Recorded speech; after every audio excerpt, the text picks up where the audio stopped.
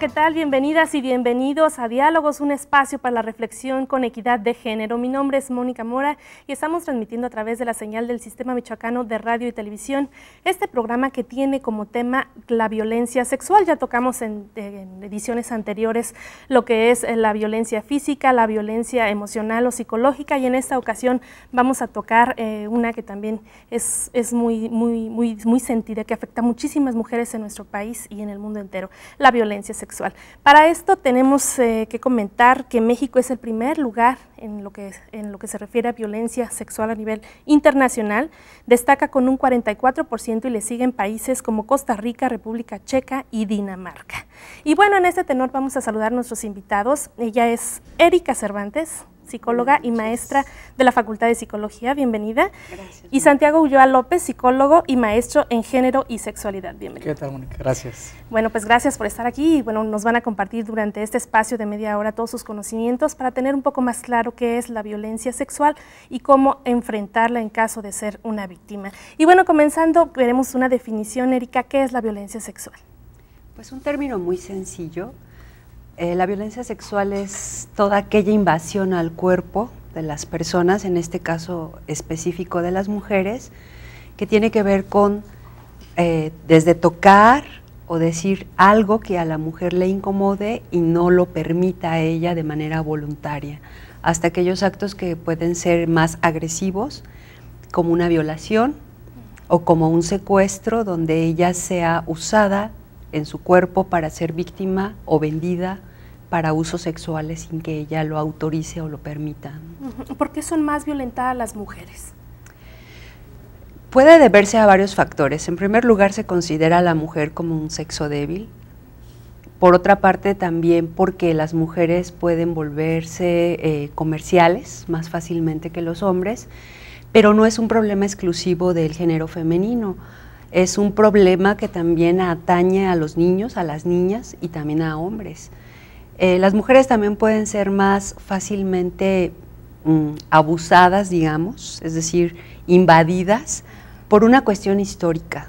Históricamente se creía que la mujer no era dueña de su propia sexualidad y que ella no podía tener placer con su cuerpo para sí misma, sino era para el uso de otros que iban a, digamos, a tener sexualidad o tener placer, ejercer la sexualidad con placer a través de ella, pero como un objeto, no como una persona que tiene derecho de decidir libremente si quiere o no y cuándo desea o no. Gracias, Erika. Bueno, la Organización de las Naciones Unidas nos revela que más de 4 de cada 10 mujeres mexicanas han padecido ataques que incluyen comportamientos abusivos de diferente intensidad y consecuencias. Bueno, pues, ¿qué nos puedes comentar en torno a cómo detectar ese tipo de violencia, Santiago? O sea, ¿cómo podemos darnos cuenta que estamos siendo, a lo mejor sin una violación como tal, de que estamos siendo víctimas ya de un acoso, un abuso sexual? Bueno, continuando con el comentario de Erika, sí es importante subrayar que pues vivimos en una sociedad y en una cultura, como decía Erika, no es una situación reciente. Se tiene que ver con algo, tenemos que contextualizar que este es un fenómeno histórico y social, que tenemos que ubicar la violencia sexual en una sociedad y en una cultura que son androcéntricas. ¿Qué significa esto? Que privilegia lo masculino frente a lo femenino. Y como ya decía Erika, el cuerpo de la mujer, en esta sociedad androcéntrica, el cuerpo de la mujer es construido de manera diferencial en comparación al cuerpo de los hombres. Y vivimos en esta sociedad androcéntrica, patriarcal, que significa que el poder lo ejerce, la autoridad lo ejerce el pater, el varón. Pues vivimos en una sociedad que tiene relaciones de propiedad y relaciones de poder, donde los varones generalmente son los que ejercen relaciones de propiedad, y la mujer en estas relaciones es construida como un cuerpo en el que ella es el objeto de propiedad, y quien posee ese objeto, esa propiedad, es el varón. Esto es histórico, y bueno, también decía Erika algo muy importante, que la violencia sexual en el imaginario popular creemos que la violencia sexual es cuando alguien violó, ¿no? Violó a una mujer, ¿no? Una mujer expresa que fue violada, pero no, porque la violencia sexual implica desde el piropo, mamacita, qué rica estás, qué guapa estás, pero en el imaginario popular no es considerada como violencia sexual. Y la clave está en lo que decía Erika, está en que no hay voluntad de la mujer, no hay decisión propia, sino que la persona irrumpe en el espacio, en el cuerpo de la mujer, al llamarla, al tratarla así, y que esto ocurre en el ámbito público, como ocurre en el ámbito privado, con el novio, con la pareja, con el primo que la toca, que le dice una palabra sin que ella lo solicite. Y bueno, en nuestra cultura, en la cultura mexicana, vemos, hay hasta canciones, ¿no? Dedicadas a piropear, a halagar, a veces de muy mal gusto, a veces queriendo hacerlo de una manera sutil o romántica, pero sí se ve todavía mucho en nuestra cultura, en nuestro folclore, el piropo, el señalar a la mujer como un objeto, ¿no? Y bueno, en la calle lo vivimos día a día todas.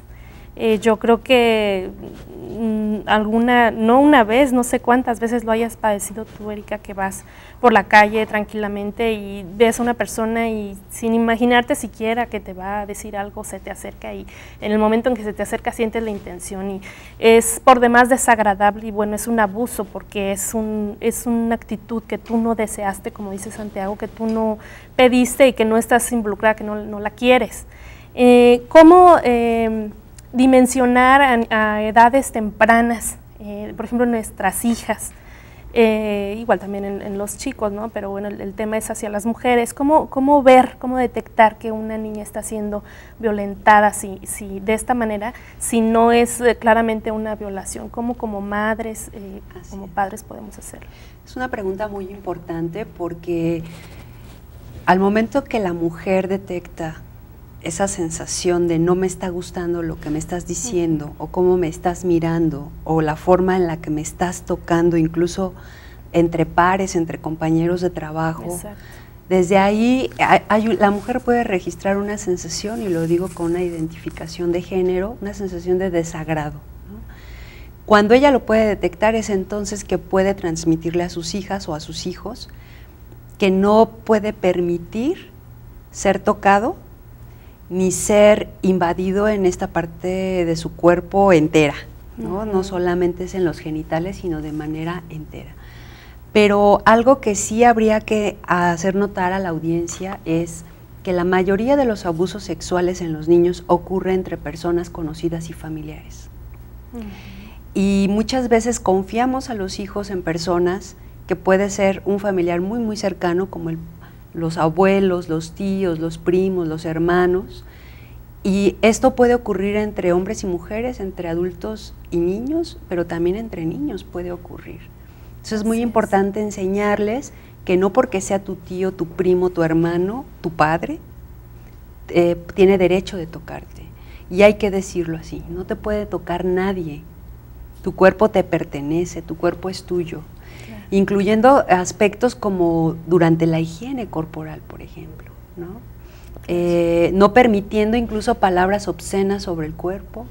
Hay que ayudarles a los niños a identificar las partes del cuerpo con los nombres como son, sin ningún pudor.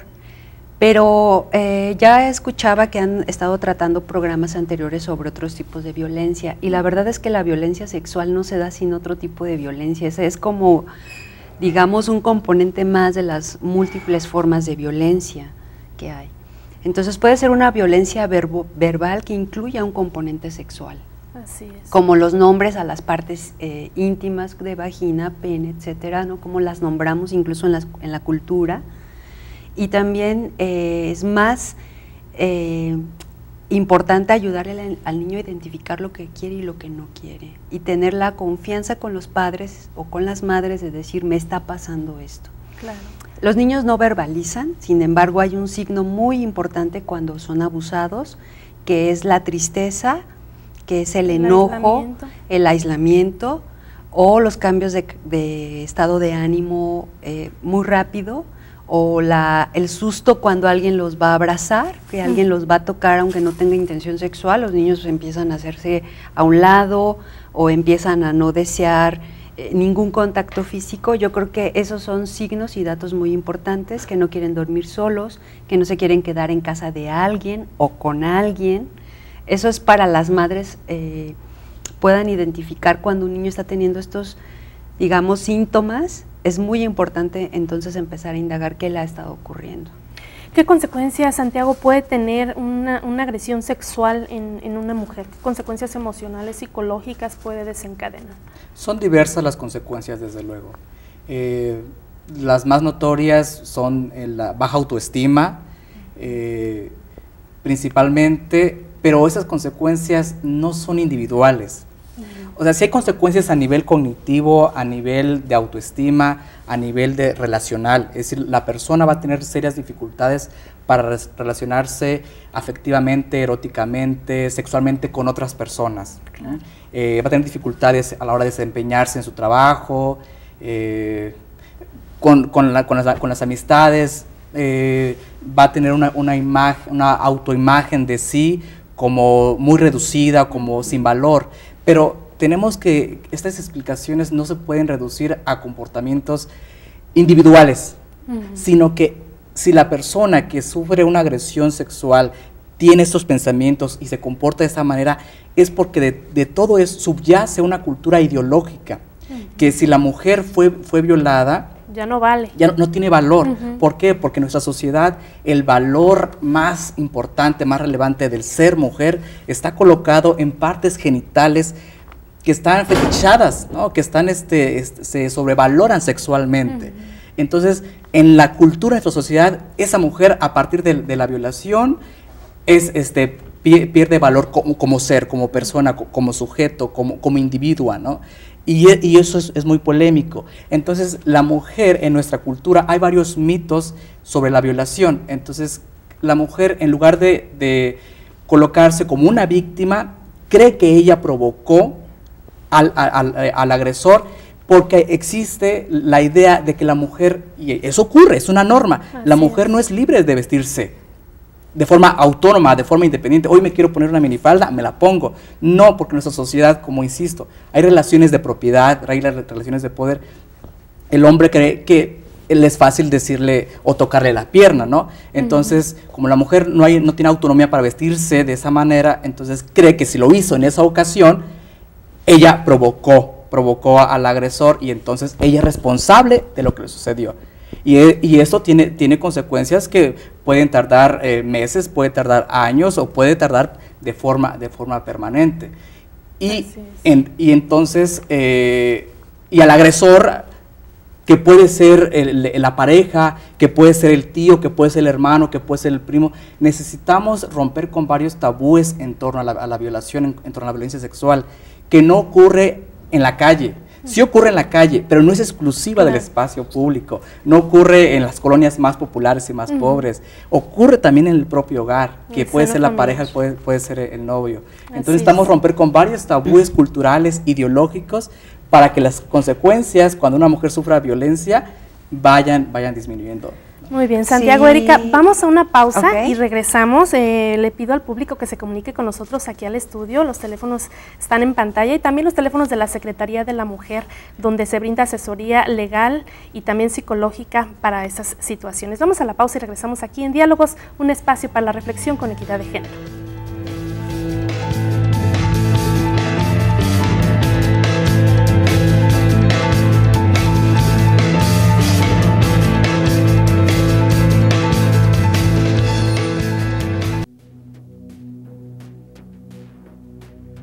Si miras, ve. Si ves, actúa. Cada vez son más las mujeres madres solteras, enfermas o muertas por VIH. Tienes derecho a exigir el uso de métodos anticonceptivos y de prevención. Tu cuerpo te pertenece. Eres lo más importante.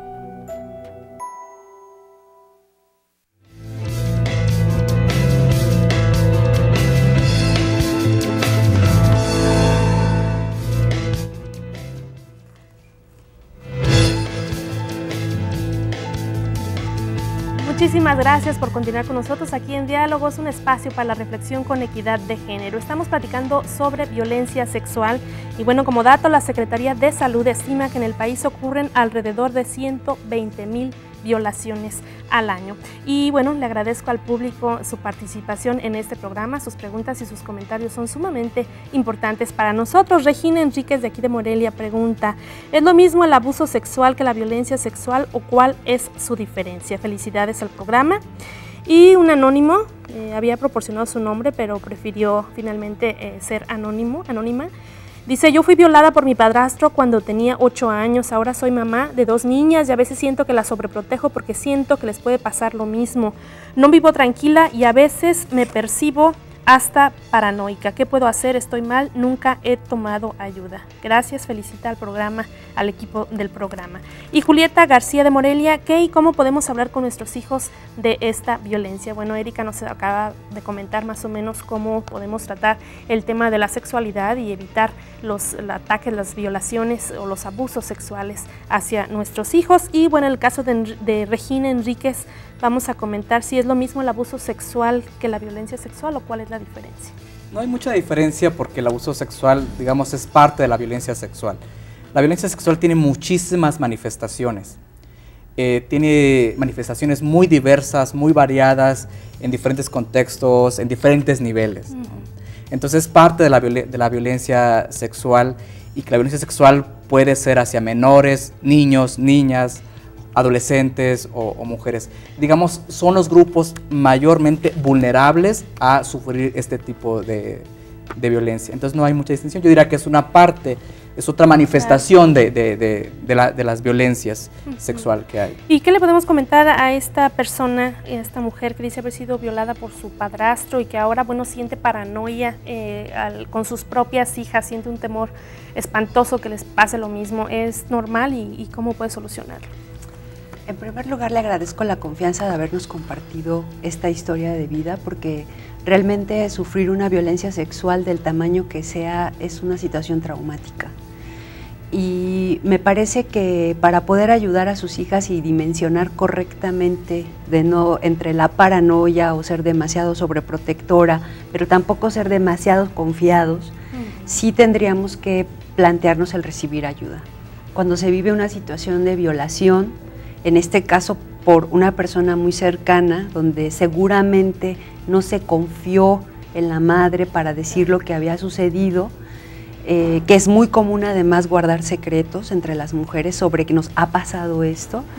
Yo creo que este es el momento en el que ella puede darse cuenta que necesita recibir ayuda psicológica y que además no va a poder, digamos, regular hasta dónde puede ser muy sobreprotectora o muy suelta, digamos, porque en el cuidado. Bueno, eso nos puede pasar a cualquiera que somos madres, claro, ¿no? O sea, que llega un momento en que empiezas a maliciar de cualquier persona que se acerque a tus hijos, incluso claro, pues no tienes la confianza de dejarlas a las niñas, a los niños con personas que no son familiares, incluso a veces con los mismos familiares sientes claro, que debes de tener un poco más de cuidado o ser más observadora y llegas y le preguntas al niño, a la niña, ¿cómo estuviste, ¿no? También, o sea, aunque no hayas pasado por una situación tan terrible como la que nos cuenta esta persona. Debe de haber un cierto grado de cuidado, pero también es cierto que hay una situación que resolver, porque no solo genera, como decía Santiago, culpa, sino también puede generar vergüenza y haberse sentido humillado. Entonces se guarda como un secreto que no se puede confiar ni siquiera a un profesional de la salud mental. Y esto es muy importante recalcarlo, tenemos que buscar la ayuda, porque son situaciones sumamente traumáticas. ¿Se supera? ¿Se llega en algún momento a superar eso? Sí se llegan a superar cuando les damos realmente un tratamiento, pero no es con el tiempo. Esto, al haber vivido, al haber sido víctimas, no es una situación que se cura con el tiempo. Los duelos por pérdidas o por traumas no se curan con el tiempo. Hay que hacer ciertas cosas, hay que hacer ciertas tareas, hay que resignificar lo que nos ha pasado, hay que vivenciar, digamos, el dolor, la tristeza que esto produjo y volverla a poner sobre la mesa en un asunto de sí me pasó, sí fue real que me pasó, pero ahora es una situación diferente y ahora me puedo defender de maneras diferentes y puedo ayudar a mis hijos a defendernos de maneras diferentes. Claro, gracias. Yo invito al Perdón, invito al público que nos está viendo en la página de la Secretaría de la Mujer, www.mujer.michoacán.gov.mx. Hay información sobre estos temas y bueno, que también si gustan acudir a la Secretaría de la Mujer para cualquier tipo de asesoría en torno a estas situaciones, pues ahí hay un equipo de especialistas dispuestos a apoyarlos. Sí, yo quiero añadir en torno al testimonio de la persona que llama, que comparte su testimonio. Casos como el de ella son millones de mujeres, pero se trata de quiero decir que se trata de una violencia menos denunciada, ¿no? La menos verbalizada, la menos dicha, porque ocurre en instituciones que son legitimadas y de las que se espera que lo que pasa en esas instituciones es amor, es pureza, es respeto, hay democracia. Y estoy hablando del matrimonio y de la familia. Las mujeres y las feministas son las primeras que denunciaron que para millones de mujeres, la familia y el matrimonio, en lugar de ser espacios de comodidad, de paz, de respeto, no, son espacios donde se las violenta. Y por eso justo la violencia sexual no es tan, yo pienso que es de las violencias menos denunciada, menos dicha, menos conocida, menos visibilizada, porque ocurre en esos espacios en el que la mujer que es casada o que vive con el padrastro, en el caso de la persona que manda el testimonio, no se espera, o sea, decía hace rato, se cree que la violencia sexual ocurre con un loco, con un desquiciado, quien la comete es un desquiciado, es un perverso, es un miserable, es un pobre, ¿no? Y no es cierto, ese es un tabú que lo único que hace es seguir ocultando estas realidades. Entonces, el matrimonio, insisto, el matrimonio y la familia para miles de mujeres todavía representa un espacio de amenaza a su integridad física. Un espacio de vulnerabilidad, tal vez, porque bueno, la mujer dentro del matrimonio es vulnerable porque tiene que atender a los hijos según el esquema tradicional. Exacto. Porque tiene que parir desde ahí, porque bueno, necesita la ayuda, porque al criar a los hijos a lo mejor no puede salir a trabajar y depende económicamente del esposo, que finalmente la tiene en sus manos y cree que puede abusar de ella. Y precisamente, ¿cuál es el perfil de un violador, de un acosador sexual? El perfil, ¿quiénes son quienes caen en esto? En realidad no hay un perfil, porque entonces yo caería en la construcción de otro tabú, de otro mito sobre la violación. No hay un perfil, porque la violencia la cometen personas políticas. Pueden ser los hombres más prestigiosos académicamente, más desarrollados, más poderosos económicamente, como lo puede cometer el señor de la tienda de abarrotes. O vamos a cambiar la pregunta, ¿por qué lo hace? Lo hace porque hay una ideología que legitima la violencia, que la persona tiene derecho a poseer el cuerpo de la mujer. No es lo mismo, por ejemplo, que aquí estén una mujer con 5 hombres, a que estén 5 hombres con una mujer. No es lo mismo, porque decía al principio, en nuestra sociedad se ha construido, ideológicamente, culturalmente, se ha construido el cuerpo de la mujer como un cuerpo que tiene que ser poseído, que me pertenece. Siendo yo padre, siendo yo hermano, siendo yo el cónyuge, siendo el novio, el amante, el que sea, creo que el cuerpo de mi pareja, de la mujer, me pertenece. Y entonces tengo la libertad, y es que eso está legitimado.